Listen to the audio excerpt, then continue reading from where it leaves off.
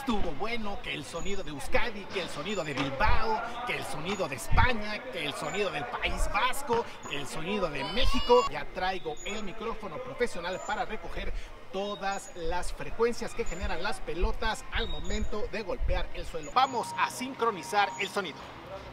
Vamos a comenzar con nuestra primera pelota, como bien habíamos dicho, comúnmente llamada como bolillo o también gozúa, un diámetro externo de 6 centímetros. Vamos a botarla al piso.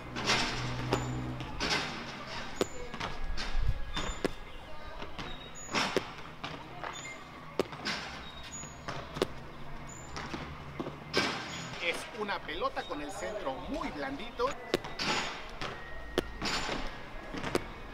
Suena lindo. Ahora vamos con la pelota vasca de 110 gramos que ha generado controversia. Así que vamos a botarla. ¡Wow!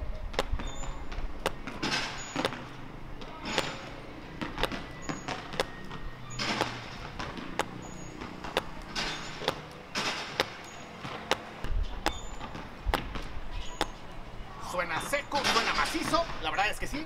Ahora vamos con la pelota dura, justamente es eso, que tenía un diámetro mucho más grande, lo podemos ver ahí, así que vamos a ver qué tal suena.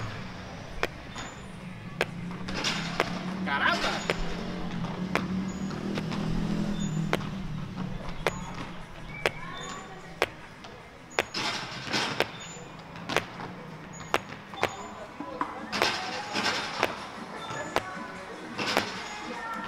Escucha completamente la diferencia. Este fue el sonido de las pelotas. Coméntenme también, por favor, para ustedes, cuál es el sonido original de la pelota vasca. Aquí estamos para conocer el otro. Nos vemos. Bye.